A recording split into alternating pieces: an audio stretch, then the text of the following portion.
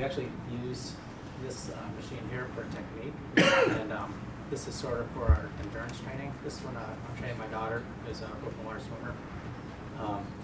We used to only have this machine, and usually when you see the old Vasa, you don't see the pulley system on it. Most people that I saw at the time would take this off and throw it in a closet, and then you'd never find it. They would just use the webbing. But I actually really liked using this. She learned a lot about technique on this. I could, we do two types of swimming with it. We call it underwater recovery and overwater recovery. And so on the underwater recovery, just sort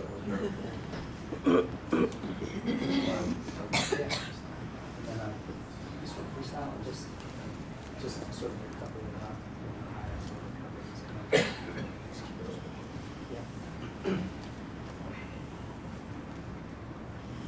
And try not to bounce. See if you can sort of swim in one position there. Get all the way back. So it's actually, there's actually a lot of movements that you got to coordinate here. You can see that he's sort of bouncing when we worked on this technique. There you go. And the other thing that we've tried to build onto that would be sort of body line, like trying to focus on body line. Because in open water swimming, one of the things that we believe is that your body position breaks down at the end of 2 hours. And the more you can sort of develop that body position, the more speed you'll have at the end of the race. We actually got that concept from Fran. You can see the stuff that Fran was doing. Okay, now try to do freestyle with the overwater recovery with a high elbow. And this is really tiring, but you can see that the shoulder blades are kind of working together nicely. And what we'll do is we'll do alternate sets between we go like 45 seconds on with overwater recovery, 15 seconds rest, and then 5 seconds on with just sort of that underwater recovery. Okay, good rest there. And Jack, what do you tell them about form while they're doing this? Well, it's really, I mean, the only person, the one person that does it quite well is my daughter. We'll have a mirror down there. We'll be working on elbow position, body line, and then also really trying to complete the stroke. Because you can see when he sort of started off, his stroke was a little bit unnatural. And what you try to do is develop the strength where you can sort of have a nice long stroke, and you're not moving on the bench isn't moving up and down. But you can, at first it's a little bit jerky, you kind of have to go very slow, but then you can actually get it into a normal cycle and sort of replicate your normal stroke cycle. So you try to do that with your underwater recovery, and then the overwater recovery. And it's also a little bit like Tip was saying, that you're building up the strength in your recovery as well, because it's a very hard position to hold. Now, how do you, anybody can chime in, how do you integrate those things that you just talked about with the water, getting them back in the water? I mean, does anybody have them do a drill or an exercise on a machine like this or on anything on land and then go back, immediately go into the water to try to have them remember that motion? Practice that motion in the water? That's a great idea, but our Vasa trainers are pretty far removed from our water because our pool area is pretty toxic to metal things.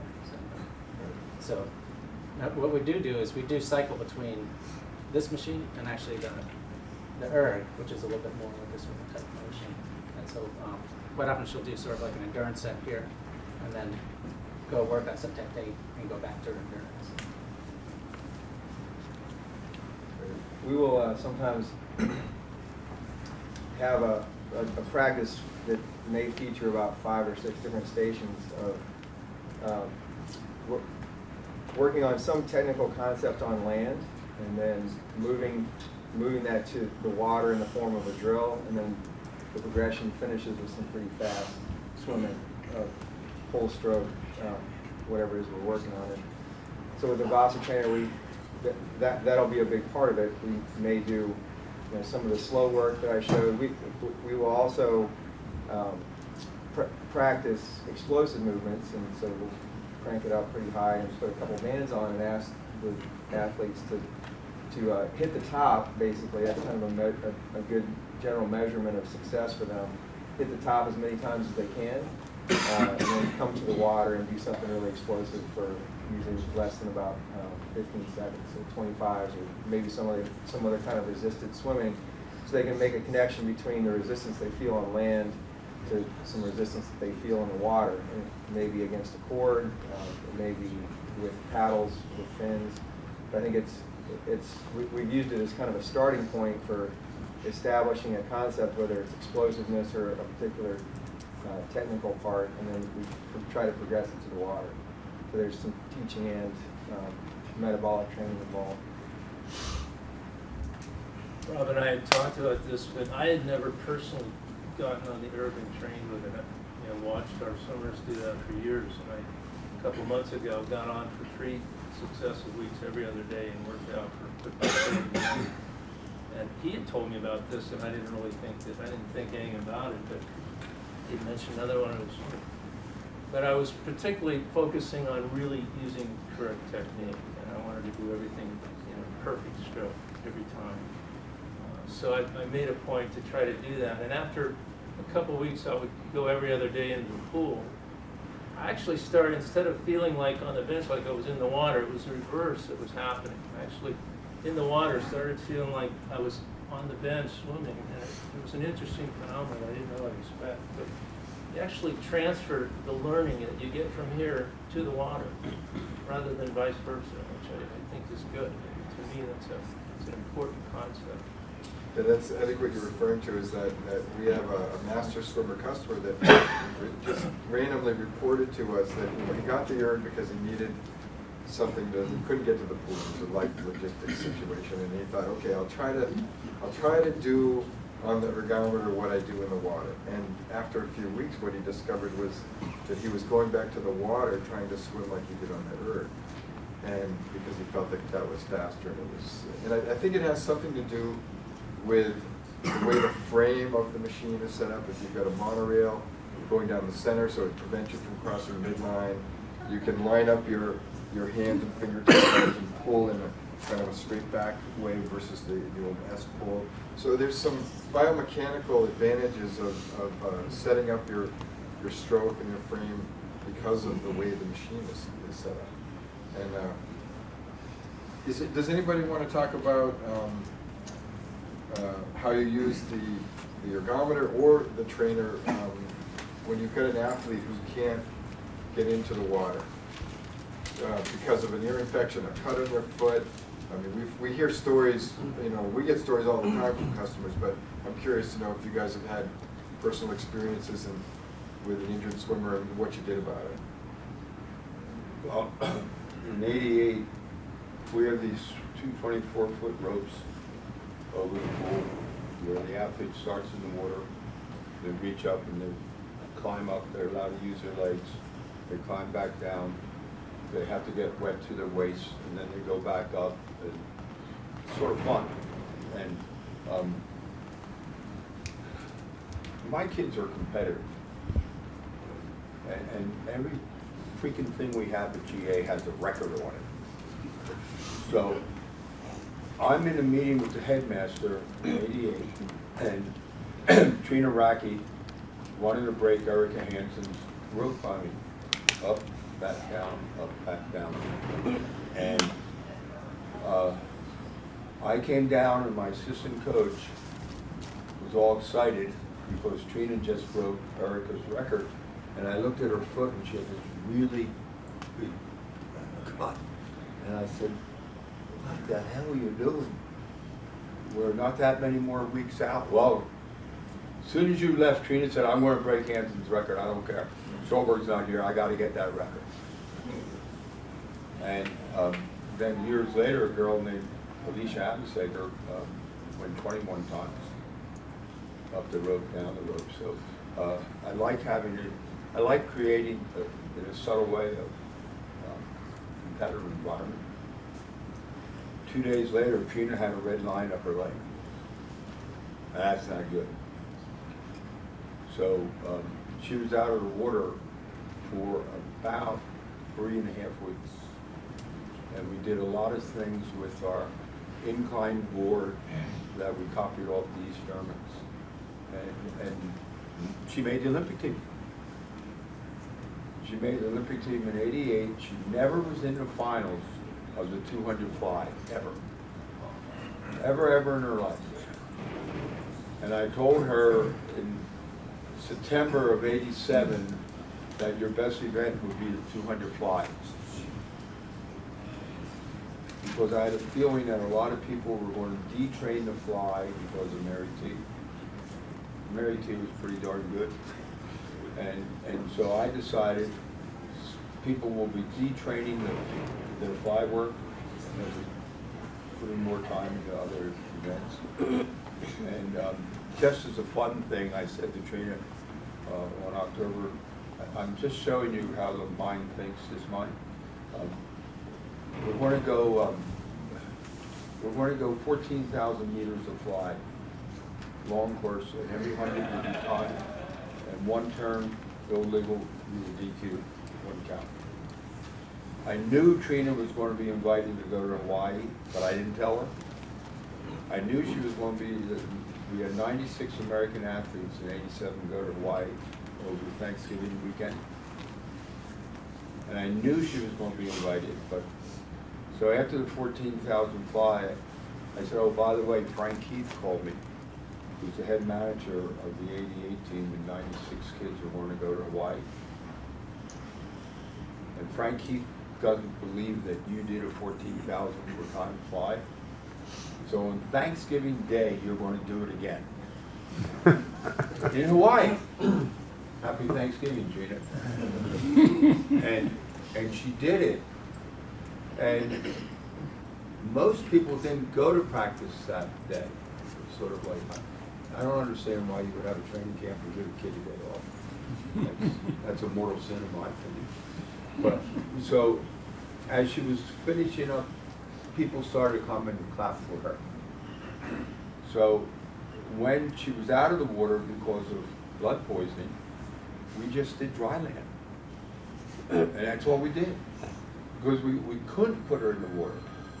But the beauty of my program is everything's in my sight. So I can have 40 kids in the water and I can have 20-some kids doing something. And I think it's important to do dry land. Number one, it decreases injuries. If you work this machine properly and that machine, you will decrease injuries. It's usually the small muscle groups are the ones that keep you out of the water. And usually the water doesn't challenge the small muscle groups as much as you realize. So I really rely on this stuff to make better swimmers. And that's just the point I'm bringing out here is challenge your athletes. Don't do it like everybody else, because it's not going to work. And the worst thing you can do as a coach, in my opinion, if you think breaststroke looks this way in your mind, and you, in your mind or on your team, you have a really great breaststroker who does it exactly the way you want, don't make the other 7 kids do it the same way, because they're all different. There's certain mechanical things that kids have to do in all the strokes, but if you force the athletes to look alike, we're not coaching synchronized swimming. There they want to sort of look alike. But in competitive swimming, you've got to find the points where you can help the kids. And the most important thing, you have to see their weaknesses. And the easiest way to build strength in their weaknesses is on dry land. Thanks, Tim. You referenced incline boards. Can you describe them? Yeah, they were, I have a ladder. It looks like a ladder. It's bolted against the wall. And it's no different than this principle, where you raise and lower and you change the incline. As you go up higher, it becomes that much harder. And then there's 2 rails, and then there's a sliding thing, and you go up on the incline. Similar to this. It's identical to this, but it's lousy.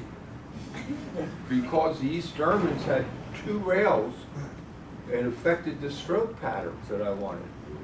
So with the single rail, I can do things better.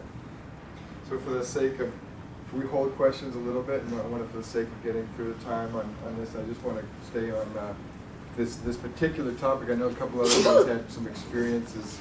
Jack, I know Eva what did she break her, Yeah, 8 weeks out of the Pan American Games, she broke her ankle. And so we actually switched for a couple weeks before they could put a removable cast on her. Basically just swimming, she did all her work on the master trainer.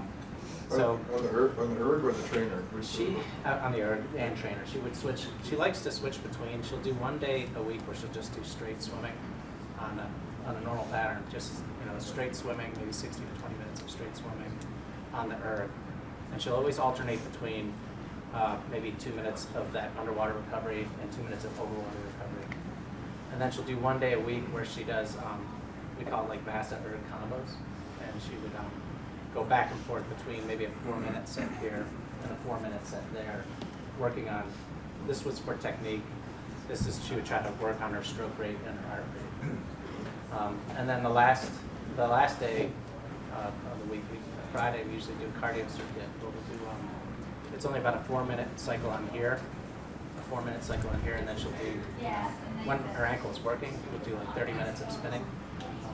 Or we substitute, we did some, we actually hooked up a pole and did some rowing. There's an adaptation. kayaking. The kayaking, yeah. So she would just sort of do kayaking for 20 to 30 minutes.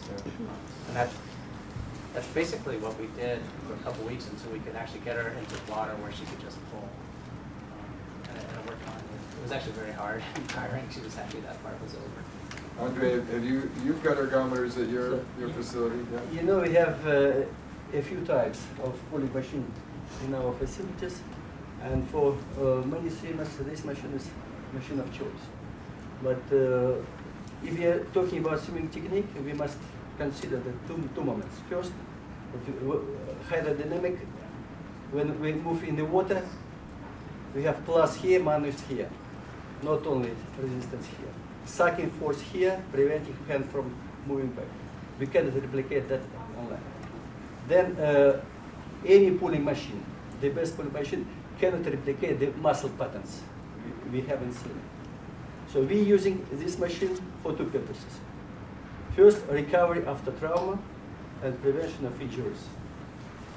So we had work with Anastasia Zueva when she had shoulder problem last year. We work now with Stanislav Dalets, who didn't take part in Olympics because he had a shoulder operation. Now he's recovering using this machine a lot. And then second purpose, development of maximal power and speed strength. It's faster to make on land.